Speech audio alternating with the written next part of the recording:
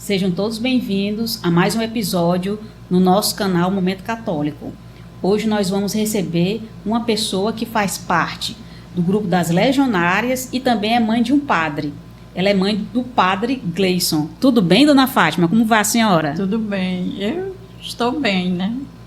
Dona Fátima, onde a senhora nasceu e onde a senhora mora? No Vila União. Eu moro no Vila União. E a senhora nasceu no Vila União mesmo? Foi, numa casa que hoje em dia é um mercantil. Ali é aquele que fica em frente, do lado ali da paróquia, Jesus Maria José. Jesus Maria José. E a sua formação da sua família? Era uma formação católica, de ir à missa todo domingo? Não, eles não iam. Era católico, mas não praticante, né? E como é que foi assim, como é que foi a sua adolescência? Foi perto ou longe de Deus? Foi assim, eu não frequentava igreja nem nada, só mesmo, nem a minha mãe só vivia trabalhando, nunca eu vi ela indo para a igreja, o negócio dela só era trabalhar, então a gente não ia para a igreja. E eram quantos filhos? Eram 7. E como é que a senhora diz que foi a sua aproximação então com a Igreja Católica? Foi num momento difícil que eu tive, né, na minha vida, né, que foi a perda do meu filho, que era o 3º filho, né. Então aí eu me aproximei do grupo que sempre, né, uma senhora chegou lá em casa e me levou para a igreja, justamente a igreja Jesus Maria José. Aí nós entramos, fizemos um círculo, colocaram eu ao meio e toda semana tinha esse grupo de oração e eu estava lá. Aí quando foi, né, aí passou, eu fiquei boa das tensões, né, durante a morte do meu filho. Quando foi em 96, vieram evangelizar lá em casa, a pastoral da Legião de Maria. Aí eu me engajei num presídio Nossa Senhora da Luz. Como hoje a presidente, ela é falecida. Foi ela que me recrutou para dentro da igreja. Aí, desde 96, como eu estou dentro da igreja, dos grupos, né? Eu participo do Santuário da Lagoa e da Legião de Maria e sou de missa diária, né? E eu me acho muito, Ave Maria, eu me acho muito bem realizada nas minhas orações. E quando eu falto uma missa, eu fico assim muito deprimida, assim, para mim está um vazio dentro de mim. Então eu me sinto realizada quando eu recebo a Eucaristia. Dona Fátima, e a senhora veio de uma família então que era assim, era católica, mas não costumava ir para a igreja, e agora a sua família, a senhora teve a graça de ter um filho padre. E como é que assim, a senhora não vê que foi uma grande mudança não, de ter essa graça de ter o filho padre? Como é que a senhora colocou os seus filhos, né, na vida cristã? A senhora, quando começou a ir para a igreja, também levou seus filhos para participar da igreja? Foi, eu ia e levava eles. Aí eu peguei, coloquei logo no catecismo, né? E eu ia deixar e ia buscar toda a vida, que era nos sábados, né? Eu ia deixar e ia buscar. Então eu me sentia assim muito feliz, né, deles ter assim essa, né, essa vontade de nunca faltar, assim, o catecismo, de sempre perseverar, né? Então eu ia com o maior gosto, com o maior prazer. Tudo que como é que se diz? Tudo que eu falava para eles, eles me obedeciam, né? porque o pai deles também, ele era católico, mas não assim praticante. A única coisa que o pai deles ia para a missa era na 13 de maio, porque ele nasceu lá e só ia mais na 13 de maio. Por quê? Porque ele tinha uma devoção muito grande com Nossa Senhora de Fátima. Aí ele só ia para a missa lá. E depois do catecismo, eles participaram de algum grupo também? Sim. Foi na Perseverança, meu Deus, meu nome daquele colégio, da Luciane Carneiro, Salesiana. Eles foram para o grupo de Perseverança, mas não concluíram o resto. Fizeram só dar início, né? Mas eles rezavam o terço. E depois o Gleison foi para o Vinde a Mim. Aí o Gleison vieram fazer o convite para ele ir para o Vinde a Mim, né? Aí ele foi, ficou lá, foi comunidade de vida, né?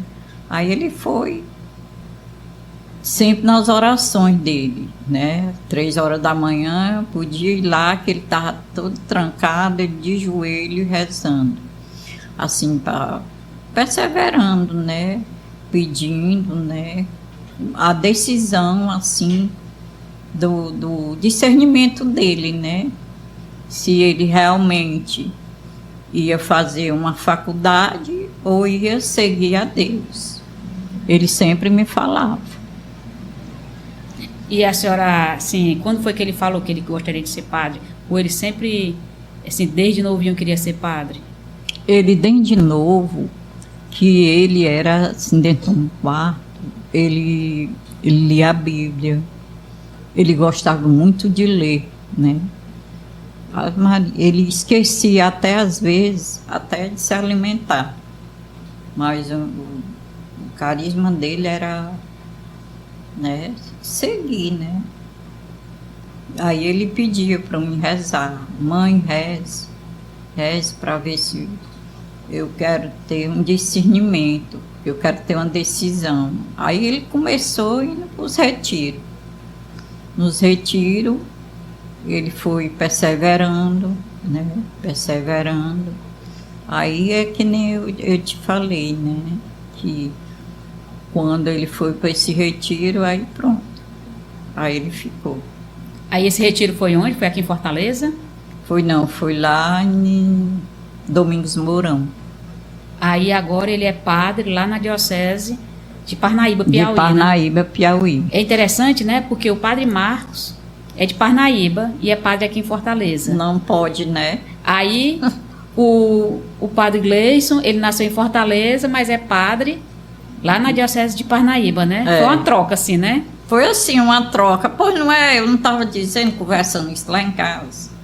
Pois é. Agora também a diferença é que o padre Marcos, a família dele já mora em Fortaleza, né? É. E o padre Gleison não, tem que ficar, ou ele de vez em quando Tem que viaja pegar uma para Fortaleza, identidade de lá. ou a dona Fátima tem que visitar o filho lá, né?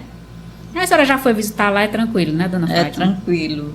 Eu gostei muito, as pessoas são muito bem acolhedoras, são muito amáveis, né? E tem muito respeito. Gosto muito do seu filho, né? Eles gostam muito do Gleison, né? E então eles falam assim, não tire seu filho daqui. Ave Maria. Ele é uma pessoa maravilhosa. Não tem. Eu ainda não encontrei. Calma, pessoal, que tem. A senhora quer levar o filho de volta, né? Calma que tem. Não leve. Eu sei que elas fazem assim aquela moda, né? Aquele pedido assim que a gente vê que realmente eles gostam, são amigos mesmo, né? Não são assim, não estão falando assim a verdade. Não, seu filho, Ave Maria, eu não quero, de jeito nenhum. E apesar de o filho estar, assim, numa vida de padre, né? Numa vida que não vai ter uma família, mas a família dele é a paróquia e tem muita gente para cuidar dele lá, né, dona Fátima? Tem muita gente. A senhora fica tranquila nesse aspecto, né? Quando eu chego lá e ela diz, não se preocupe, que a gente cuida dele. Tá Não certo. se preocupe. Aí eu disse, agora vocês são a segunda mãe, né? Aí ele disse, nós somos. Tem uma senhora lá que ela diz logo assim, eu sou a segunda mãe. Olha, Aí a cunhada dela diz assim, ela quer ser a segunda mãe. Tudo ela se preocupa, tudo ela liga para ele vir tomar o café. Eu digo, não, pois é, realmente, né? Tem uma mãe aqui e tem eu que é lá. tá certo. E voltando um pouquinho à sua história, certo? A senhora estava me contando que a senhora teve uma perda muito grande quando seu filho tinha 2 anos e que ele começou a ficar doente e que de uma hora para outra praticamente faleceu, não é isso? É. E que isso daí acabou levando a senhora para uma depressão.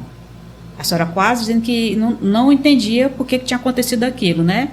Porque às vezes quando a mãe perde o filho, às vezes quando a mãe até vê o filho caindo, às vezes quando a mãe vê o filho doente, a mãe se sente culpada.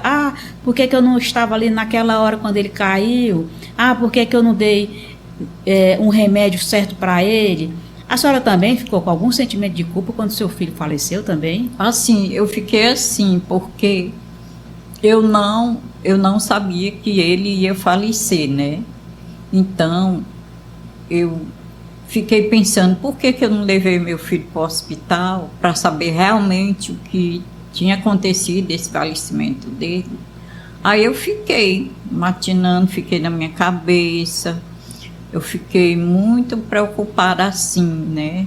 Mas a senhora já costumava levar seus filhos normalmente Normalmente eu levava. Pro pediatra, como uma mãe, como a mãe todos os leva. meses, assim, eu levava para dentista, para consulta, né? Consulta mensal. Foi uma surpresa muito Foi uma chata. surpresa que eu não imaginava, não, sinceramente. Mas hoje em dia a senhora não tem mais esse problema de achar que teve alguma culpa, a senhora não tem mais isso, né? Eu entrei senhora... muito em oração, né?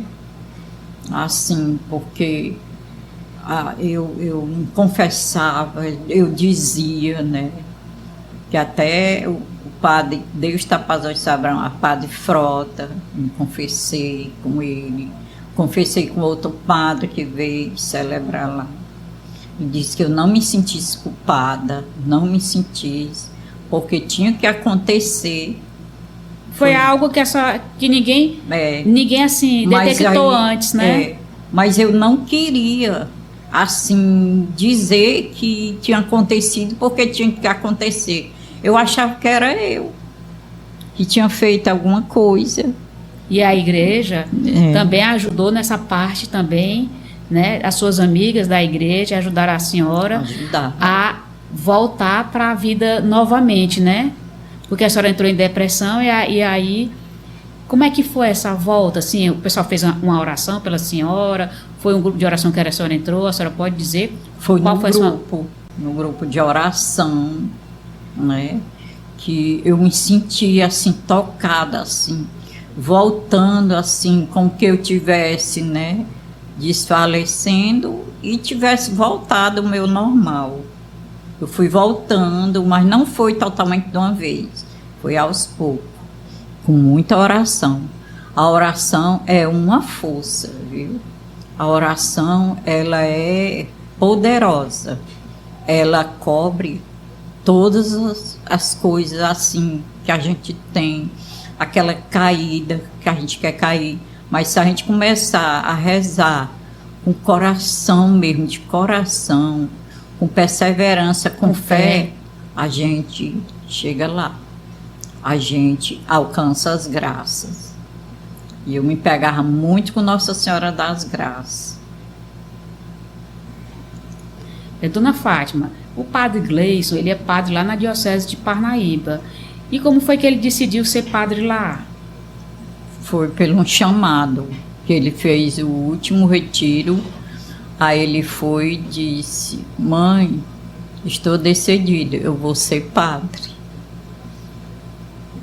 Aí eu disse, tudo é determinado por Deus. Ele disse, eu senti o chamado, então eu vou seguir. Aí ele foi Não voltou mais para Fortaleza. Continuou os estudos lá. Continuou os estudos, teologia, que ele já tinha terminado filosofia aqui, né? Aí só faltava teologia. Então ele continuou, aí foi a decisão dele, ficar lá. E depois ele até, quando ele se tornou padre, né? Ele também celebrou missa aqui em Fortaleza, não foi na paróquia de Jesus Maria e José, no Vila União, não foi? Ele celebrou a missa quando ele se ordenou padre. Quando ele se ordenou presbiterial, né? Foi a primeira missa dele, né? Onde ele morava, né? No estado onde ele morava. Tinha que celebrar a primeira missa, né? Dona Fátima, quando a senhora participou lá dessa celebração, que seu filho foi ordenado, tem uma parte lá da celebração que o padre fica com a mão amarrada por um paninho, e aí chega na mãe, que é o nome desse pano é manustérgio, e aí a mãe desamarra e fica com o pano. A senhora guardou esse pano? Guardei, está muito bem guardado. E esse pano vai ser usado para quando? Para quando, se eu morrer, né, primeiro, esse pano vai ter que ir comigo, né? Colocar no meu caixão.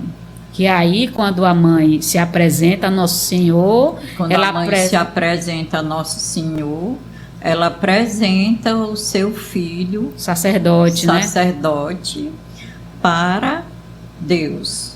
Tá certo. Dona Fátima, qual é assim, a época litúrgica, a festa, a nossa igreja católica que é tão linda, que a senhora mais gosta? É o mês de setembro, que é o mês da Bíblia. E por que a senhora gosta tanto desse mês? Por que no mês da Bíblia? Por que a senhora sente diferente? É porque a gente sente, assim, pelo menos eu sinto mais gosto de ler as passagens, sabe? Porque ela me comove muito, o mês assim da Bíblia. Dona Fátima, e quais são os grupos e pastorais que a senhora participa da paróquia? A Legião de Maria, o Santuário da Lagoa, né? Que é muito bom, nós rezamos o terço, rezo o ofício e missa diária. Eu tenho missa diária, já participei do Terço Magnífico, 2 anos, né? Certo. E o santuário fica lá na Lagoa do Opaia, né? Lá na Lineu Jucá. Às segundas-feiras. Que horas? Às 17h30. Certo. E qual é a importância desses grupos para a paróquia e para a igreja? Eu acho assim muito edificante, porque é um levantamento assim para os paroquianos, né? Porque aí eles vão entender que a gente tem que procurar um engajamento, né, num grupo de oração. Então, para mim, para a igreja, é magnífico, é muito maravilhoso. Dona Fátima, qual a experiência com Deus mais marcante para a senhora? É que eu, né, no período da festa dos padroeiros, na adoração, eu vi o Espírito Santo no ostensolo. Eu chorei de emoção, senti que era uma grande graça para nós e para todo o povo.